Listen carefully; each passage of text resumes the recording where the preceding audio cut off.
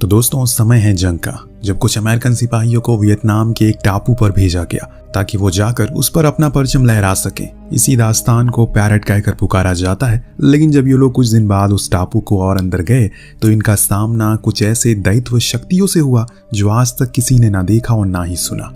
पलक झपकते ही पूरा पैरेट दास्तान न जाने कहाँ गायब हो गया। इसीलिए एक रेस्क्यू टीम को वहां भेजा जा रहा है ताकि वो उन्हें ढूंढ कर ला सके, क्योंकि सेना के लिए वो दास्तान काफी महत्व रखते हैं। रेस्क्यू टीम के कैप्टन जेसन को लग रहा है ये भी कोई आम रेस्क्यू मिशन जैसा ही होगा, पर उनका ये वहम चॉपर से उतरते ही टूट गया जब उन्होंने वहां पर दो बड़े से पंजे को देखा, जो देखने पर किसी जानवर को तो लग रहा है, लेकिन इतना बड़ा जानवर क्या इस संसार में अस्तित्व रखता है? इसी सवाल को ढूंढने के लिए सभी अब हौले हौले करके अपने कदम को आगे बढ़ाते हैं ताकि और जानकारी को इकट्ठा कर सके। आगे चल रहे एक सिपाही को हाथ के जितना बड़ा पंख नजर आता है जो परेशानी का सबब बन चुका है।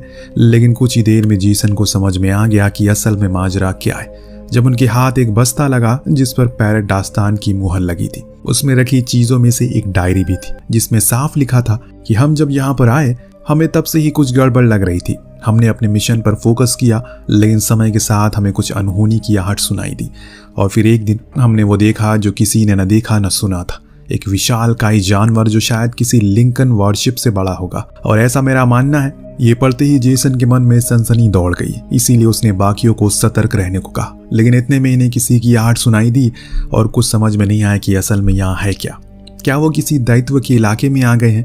कैप्टन ने अब साफ इशारा कर दिया, यहाँ पर रुकना अब सही नहीं है, उन्हें जल्दी ही यहाँ से निकलना पड़ेगा।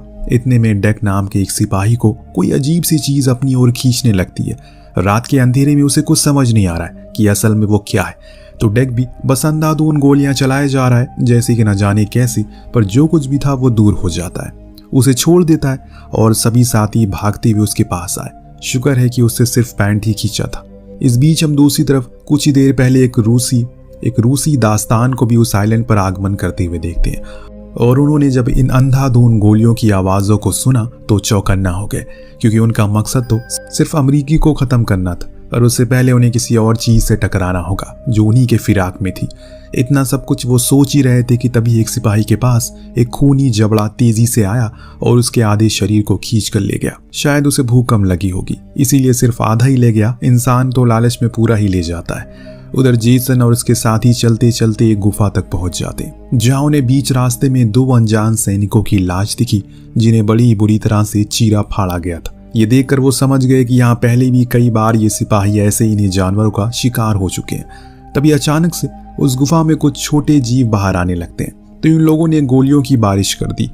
वो आकार में छोटे थे इसीलिए पीछे हट गए, लेकिन जब ये सभी आगे आए तो इन्हें पता चला ये असल में एक डायनासोर के घोंसले में आ गए, क्योंकि वहां चारों तरफ उन्हीं के बच्चे मौजूद हैं। इसीलिए बिना समय गवाए सभी जल्दी से ऊपर आ गए। ऊपर आकर जब पीछे देखा तो वहां दल के कैप्टन जेसन और केट दोनों ही मौजूद थे। दरअसल वो दोनों पीछे ही रह गए थे और अब एक ऐसी जगह पहुंच गए हैं जहां एक विशाल डायनासोर अपनी गहरी नींद के मदहोश में है। तभी उसके पीछे उसके कुछ बच्चे आ गए जिन्होंने उसकी नींद खराब कर दी।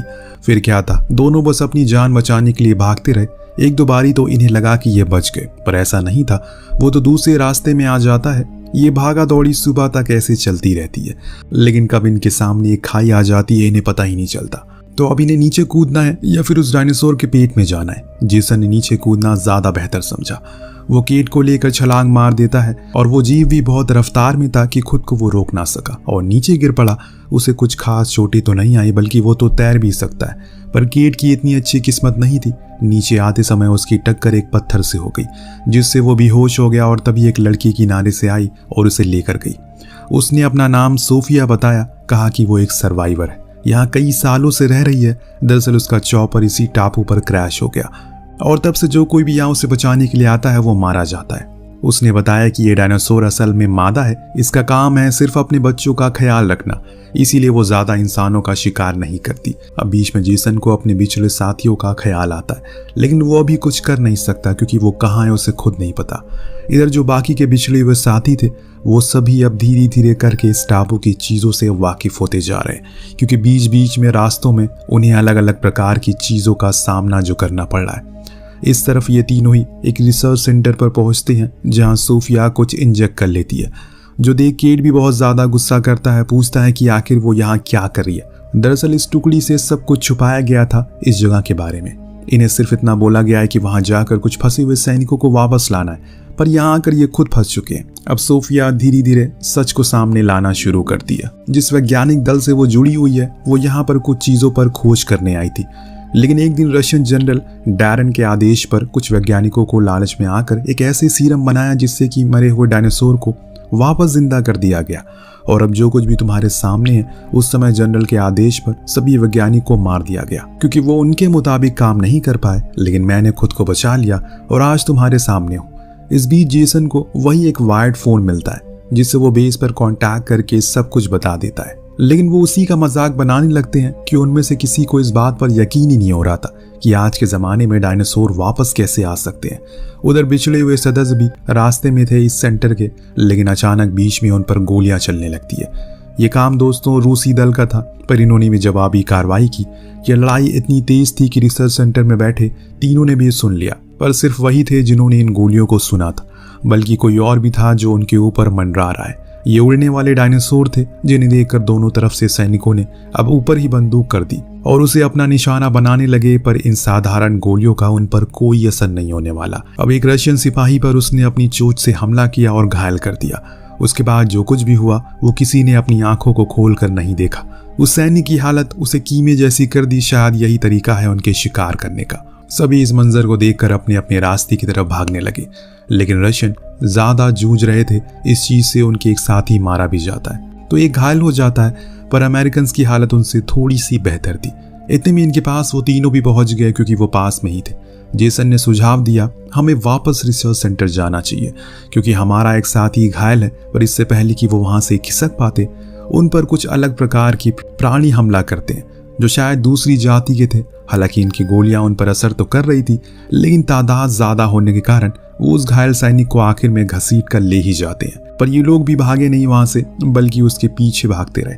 एंड में जाकर उस जीव ने उसे छोड़ दिया, पर जिस हालत में उसे छोड़ा था वो देख सभी की आंखें फट जाती है। अब सभी को उसकी हालत पर तरस आने लगता है क्योंकि उसका पूरा शरीर किसी आलू की तरह छिला पड़ा था। उसके साथियों ने जुआलू तरीके से एक बेड़ा तैयार किया और उसी में बैठकर यहाँ सेंटर तक ले आए। वो दर्द से तड़प रहा है। सोफिया से ये देखा नहीं गया, वो रोते हुए बाहर आ गई। जेसन ने उसकी इस बेचैनी को भांप लिया, बाहर गया, उसे बात करने लगा। उसने उसके सामने पूरा सच किसी खुली किताब की तरह पढ़ दिया। दरअसल जो कुछ भी उसने बताया वो आधा अधूरा सच था। बात तो दोस्तों कुछ और ही थी। सोफिया का पति एक न्यूक्लियर वैज्ञानिक था। उसके बाकी साथियों को यहाँ पर जबरन पकड़ कर लाया गया था ताकि जनरल अपने नाजायज कामों को पूरा करवा सके। दरअसल उसका प्लान था वो स्पेस ट्रैवल टेक्नोलॉजी को बना सके और ऐसा करने वाला ब्रह्मांड का पहला शख्स बन जाए, पर ऐसा करने में वो नाकाम हो गया क्योंकि गलती से वे टेक्नोलॉजी बनाते टाइम किसी दूसरे यूनिवर्स का द्वार खुल जाता है, जिसके बाद से ही ये सारी चीजें होना शुरू हो गई। अपनी इस काम को छुपाने के लिए जनरल ने सभी को मार डाला, जिसमें मेरे पति भी थे, लेकिन मैं बच गई। अगर मैं चाहती तो सब कुछ रोक सकती थी, लेकिन आज मेरी वजह से न जाने कितने लोग मारे गए। उसका ये भी कहना था कि इस चीज के बाद भी वो नहीं माना और किसी गुप्त ठिकाने पर ये रिसर्च दोबारा शुरू कर दी, लेकिन वो जगह कहाँ है किसी को पता नहीं। ये सारी बातें सुनने और जानने के बाद जेसन ने एक शब्द नहीं कहा क्योंकि उसे अब खुद नहीं पता कि क्या सच है और क्या झूठ है। इतने में एक सैनिक ने भाप लिया उन पर हमला होने वाला है, इसीलिए वो सभी तैनात हो गए। लेकिन शायद अब देर हो गई है क्योंकि सभी को मालूम पड़ चुका है कि यहाँ पर इंसान है, इसीलिए वो पूरी फौज के साथ आ रहे हैं। इधर से अब गोलियों की बौछार होना शुरू हो गई। एक बड़े डायनासोर ने तो लोहे के गेट को ही तोड़ दिया। जेसन ने कहा, अब हमें पीछे हटना चाहिए। तभी सोफिया को याद आया कि रिसर्च सेंटर में तो गुप्त सुरंग भी है जिससे जल्दी से निकला जा सकता है, पर वो घायल सैनिक का बोझ नहीं बनना चाहता, इसीलिए उसने कहा कि वो चले जाए, कम से कम वो मरने के बाद उन्हें काम आ सकेगा। वो चले गए। उनके जाने के बाद उन डायनासोर ने अपना पूरा आक्रोश उस घायल सैनिक पर निकाल दिया।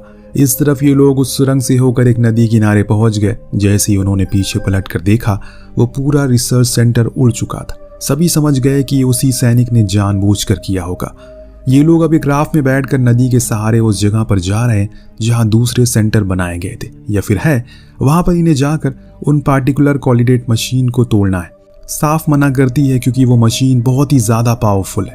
अगर हमने उसे नष्ट करने की कोशिश की, न जाने कितने ऐसे ही पोर्टल खुल जाएंगे दुनिया में। इसीलिए हमें सिर्फ एक ही काम करना है, उन पावर प्लग्स को निकाल देना है। जिससे कोई और आगे इन फ्यूचर इन चीज़ों को इस्तेमाल ना कर सके। अब इस सफ़र के दौरान इन्हें अपनी चारों ओर सिर्फ और सिर्फ उन्हीं डायनासोर को ही देखा। कुछ तो इन पर हमला भी कर देते हैं पानी में से निकलकर, लेकिन शुक्र है कि इनके साथ सोफिया थी, जिसके कारण सभी की जान बच गई और उसी के मार्गदर्शन के कारण ये लोग अब आगे बढ़ रहे हैं। कुछ ही समय बाद इन्होंने किनारे पर अपनी नाव लगा दी और फिर पैदल ही आगे का रास्ता तय कर लिया। जैसे ही आगे बढ़े इन्होंने कुछ सड़ी गली लाशों को देखा और इतने में ऊपर हमला हो गया। ये हमला तादाद में ज्यादा था, इसीलिए एक सैनिक ने खुद की कुर्बानी दी। जितनी भी जीव थे उन्हें लेकर एक किनारे चला गया और जितना हो सके उनसे दूर ले गया। अंत में खुद की बंदूक को और खुद से ही मार लेता है। ये सभी अब उस सेंटर तक पहुंच गए, लेकिन नीचे उतरने से पहले जेसन ने अपने बेस को इत्तला कर दिया कि वो जिस जगह पर है। इसके बाद ये एक एक करके नीचे गए। जितनी भी गार्ड तैनात थे सभी को मार गिराया। इस बीच जेसन ने देखा कि जनरल कुछ सैनिकों को सुना रहा है, लेकिन वो सैनिक भी उसकी नीति से खुश नहीं है। इसीलिए उसने एक और नीति बनाई। एक टेंट में जाकर 2 सिपाहियों को पकड़ लिया, जिन्हें सब कुछ समझाया। वो जेसन की बातों से राजी हो गए और इनके प्लान में शामिल हो गए। धीरे धीरे अब ये सभी आगे बढ़ रहे हैं। कुछ ही समय में कॉरिडोर तक पहुंच जाते हैं। वो अब सिर्फ प्लग निकालने पर बंद नहीं होगा, लेकिन दोस्तों अब वो मशीन सिर्फ प्लग निकालने पर बंद नहीं होगी, क्योंकि उसे ऑन कर दिया गया है, बल्कि अब उसे खुद अपने हाथों से बंद करना पड़ेगा। तभी जेसन को अभाव हुआ ये पूरा इलाका धमक रहा है, जिसकी वजह से बाहर एक बौखलाया हुआ डायनासोर है और अब वो पूरी तरह से इसी ओर आगे बढ़ रहा है। सुरक्षाकर्मी फौरन गोलियां बरसाने लगते हैं, लेकिन सामान्य गोलियां उसकी मोटी खाल का कुछ बिगाड़ नहीं पा रही है। पूरा सेंटर देखते ही देखते ज्वालामुखी जैसा बन गया। चारों तरफ सिर्फ चीखें थी। जैसे जैसे करके जनरल ने खुद को बचाया। उसकी बुरी किस्मत कि जब वो लैब में आया तो वहां उसके सामने ये सभी आ गए। सबसे पहले नजर उसकी सोफिया पर पड़ी, जिसने उसे भर भर के गालियां दी और न जाने क्या क्या कहा। इससे पहले कि वो उसे मार पाता, जेसन ने उसके पैर पर शूट करके उसे नीचे गिरा दिया। इसके बाद जेसन ने हमेशा के लिए वो मशीन बंद कर दी, जिससे अब जनरल और तबाही नहीं मचा सकता इस दुनिया में। इसके बाद ये सभी धीरे धीरे करके सेंटर के एकदम अंत में चले गए, क्योंकि बाहर जाना अब ठीक नहीं है। चारों तरफ से इन्हें घेर रखा है, चारों तरफ से इन्हें डायनासोर ने घेर रखा है। खुशकिस्मती से इन्हें अंत में जाकर एक सीढ़ी मिल गई, जिसे देखने पर जेसन ने सभी को ऊपर जाने को कहा, क्योंकि वो बाद में आएगा और अभी किसी के पास भी कुछ समझाने या समझने का समय नहीं है। इसीलिए सभी ऊपर चले गए। किस्मत से उसी समय रेस्क्यू टीम भी वहां आ जाती है। वहां पर उन्हें हेलीकॉप्टर को देखकर वहां दर्जनों डायनासोर आकर्षित हो जाते हैं, लेकिन वो लोग तैयार थे। उन्हें अंधाधुंध गोलियां बरसाने लगते हैं और वो खड़े रहते हैं इंतजार में, जल्दी से जेसन आ जाए। पर हकीकत तो ये थी कि वो अब कभी आएगा ही नहीं। जी हाँ दोस्तों, उसकी गोलियां अब खत्म हो चुकी और अभी वो ऐसी स्थिति में है जहां से बाहर आना नामुमकिन है। इसीलिए उनमें आखिरी ग्रेनेड को इस्तेमाल कर लिया, जिससे वहां पर एक जोरदार धमाका हुआ और सब कुछ नष्ट हो गया। इस धमाके से हर कोई समझ गया कि वो नहीं आएगा, इसीलिए वो उड़ गए। लेकिन असल में अब तो चीजें और बढ़ गई है। जिसे ये लोग बंद करना चाह रहे थे वो तो बंद ना हो सका, जिसके कारण वो टापू हमेशा के लिए उन विशाल जीवों का घर बन गया। यानी कि एक नई आबादी का उजागरण हो गया जो कभी विनाश हुई थी। वेल, आपको कहानी कैसी लगी हमें कमेंट करके जरूर बताएगा। मिलते हैं अगले वीडियो में। Thank you so much watching. Peace out.